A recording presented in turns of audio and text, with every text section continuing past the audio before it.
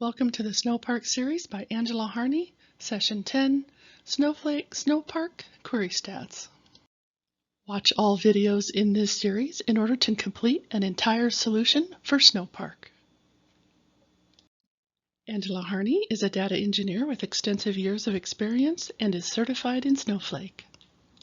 We will look at Snowflake query history and how it shows which ones are Snowpark queries. Then we'll take a look at a Snowpark query plan. And finally, we will review a note about troubleshooting memory issues. The videos in this series are intended for you to be able to pause the video and follow the steps in detail for each slide. You can click the History tab in Snowflake to see query history. When you scroll to the Query Tag column, you will see the queries that are generated as a result of Snowpark DataFrames. The following information schema query will show statistics on runtime duration, bytes scanned, and rows produced.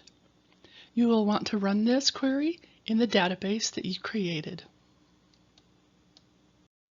To view the query plan for a Snowpark data frame, use the .explain method on the data frame in Scala. This output shows that one query was executed, how many partitions were assigned to fulfill the query, and how many were used.